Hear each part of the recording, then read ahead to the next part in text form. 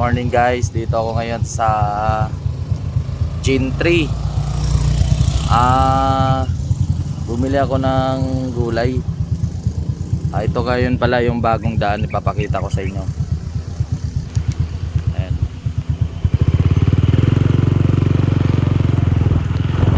Ipapakita ko sa inyo yung mga bagong daan ngayon dito sa shortcut.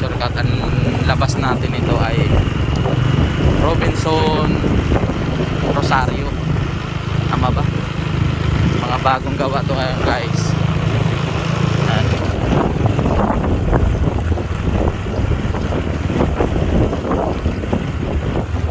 Guys, sarap ng tanawin.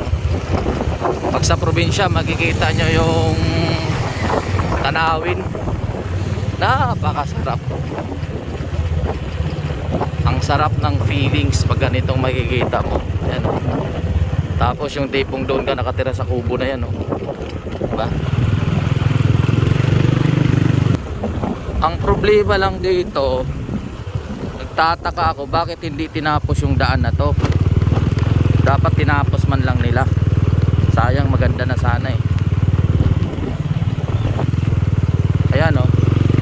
Kung papansinin mo, sayang eh, hindi nila tinapos yung proyekto eh. Hanggang doon yun sana. Kung kapiranggot na lang din, maganda na sana eh.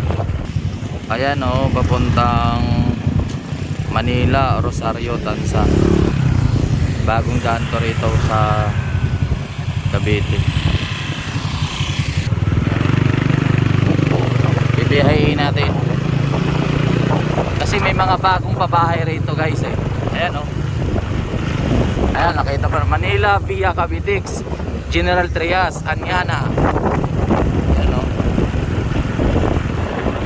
Kung di ako nagkakamali, gagawin tong subdivision. Tingin ko lang. Kasi, oh, nakita mo yung mga lupa pinagpantay-pantay. Lawak ditong lupain na to. Sino kaya nagmamayari dito? Yan guys, mahaba yan. Ayan o. Makikita nyo.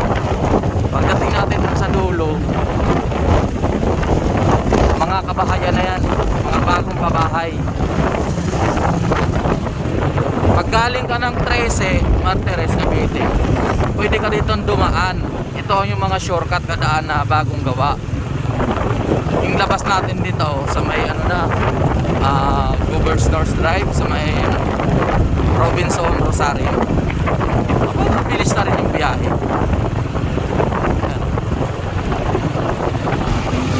Ayan na guys, puro pabahay na oh. Mga single attached yan. Kaya gumawa sila ng magandang kalsada ngayon dito. Maganda na rin kasi pag dito ka kumuha ng bahay, malapit na rin siya. Siguro kung walang traffic, 45 minutes away from dito sa Cavite to Manila. Oh, ayan oh. Walang gaanong dumadaan oh. Dito ako dumadaan galing 13 papuntang Maynila. Sa mga hindi pa nakakaalam dyan, mabilis lang yung biyahe, walang traffic. Pinapaganda nila ngayon, pinapaganda nila yung bawat kanto. Ayan o, Manila via Cavitex, General Trias, Tansa. Pagkakaliwa papunta kang Tansa, pagdidiretso papuntang Manila via Cavitex na tayo. Pero hindi tayo magka-Cavitex kasi yung motor natin ano lang to, 125. Oh, may basar pa pala rito. Rin. Ayan o, maganda na rito oh. Si Kuya o, namamas ko yun. Maganda rito oh, may mga naglalagay na sila ng ilaw. Oh, ayan yung Anyana, pangalan ng isang pabahay. Ang mahal dito mga pabahay. Ayan o. Maganda kasi dito manirahan sa medyo malayo sa polusyon. Kasi malalangap po yung simoy ng hangin.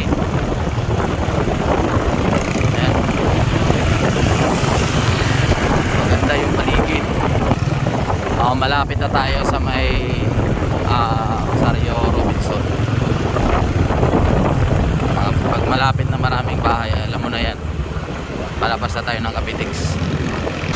Ayan, karamihan sa mga nagmomotor dito talaga ang daan.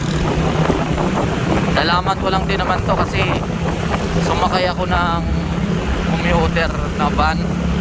Ito yung mga shortcut nila na daan. Ayan, nalaman ko rin. Ayan o, Novelita, Manila, SM, Rosario. Diba? Mabilis lang guys. At saka guys, bumili pala ako ng gulay. Papamasko ko sa kapatid ko sa balot. Ayan o, ito. Ang bili ko nito, 15 ang isa. Ay, 3.50 pala to eh. Yung upo. Ito naman, patula, 10 ang isa. Sabi ko sa kanya, pamasko ko na lang to sa kanya to. Ihatid ko pa sa balot to guys eh. Yung kapatid ko kasi nagtitinda ron ng kunting sari-sari store. So may karinderya siya ron.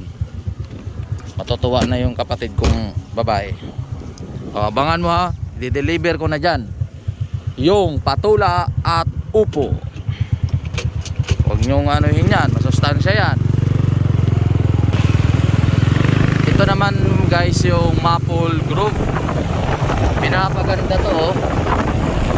Wow, sana ganda ng kalsada. Oh.